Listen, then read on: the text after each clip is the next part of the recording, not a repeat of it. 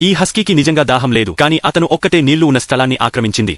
వేరే కుక్కలు ఆ స్థలం దగ్గరకు వెళ్లేందుకు సాహసించినప్పుడల్లా హస్కీ వాటిని గర్జించి తరిమేసేవాడు. మిగతా కుక్కలు కోపంతో ఉన్నాయి, కాని ఎవరూ ఏమీ ధైర్యం చేయలేదు. తల వంచుకుని నిశ్శబ్దంగా ఉన్నాయి. కాని కొత్తగా వచ్చిన పొడవైన కుక్క బక్ మాత్రం డిఫరెంట్ గా ఉంది. అతను హస్కీ ముందుకు వెళ్లి మంచులో సులభంగా హోల్డ్ చేశాడు. ఇది చూసిన వెంటనే మిగతా కుక్కలన్నీ ఆ సౌండ్ వైపు పరిగెత్తాయి. బక్ వాటిని సంతోషంగా స్వాగతించి నీటి స్థలాన్ని అందరితో సంతోషంగా పంచుకున్నారు. కాని ఇదంతా చూసిన హస్కీ తన ప్రవర్తనను తొందరపడి మరింత దూకుడుగా మారాడు. అతను టీంలో ముందు పరిగెత్తితే తన యజమాని ఎప్పటికీ తనను ప్రేమిస్తాడని భావించాడు. కాని అతనికి తెలియదు, ఒక నాయక కుక్కకు అతి ముఖ్యమైన విషయం ఇతర కుక్కల గుండెలను గెలుచుకోవడం అని. ఒకరోజు యజమాని ముందు మార్గాన్ని చూస్తూ ఉండగా అకస్మాత్తుగా ఐస్ రింక్ పగిలి ఆమె నేరుగా మంచుతో కూడిన చల్లని నీటిలో పడిపోయింది. దీన్ని చూసిన యజమాని వెంటనే ఆమె వైపు పరిగెత్తాడు. కాని అప్పటికే ఆమె తనను తాను బ్యాలెన్స్ చేసుకోలేక ఐస్ వాటర్ కిందకు పడిపోతుంది. ఈ క్రిటికల్ క్షణంలో బక్ చాలా వేగంగా పరిగెత్తాడు. అతని యజమానిని వెనకాల వదిలేసి వెనుకాడకుండా నీటిలో దూకాడు. లైట్ లో బక్ యజమానిని తన వీపుపై ఎక్కించుకుని మంచుపై తన శరీరాన్ని పదే కొట్టి ఆమెను కాపాడేందుకు ప్రయత్నించాడు. చివరకు అతను యజమానిని కాపాడడంలో గెలిచాడు. కాని అప్పటికే బక్ పూర్తిగా అలసిపోయాడు. అతను బాగా అలసిపోయినప్పటికీ యజమాని అతని పక్కన నిలబడి తన ప్రేమను ఎక్స్ప్రెస్ చేస్తున్నారు. కాని త్వరలోనే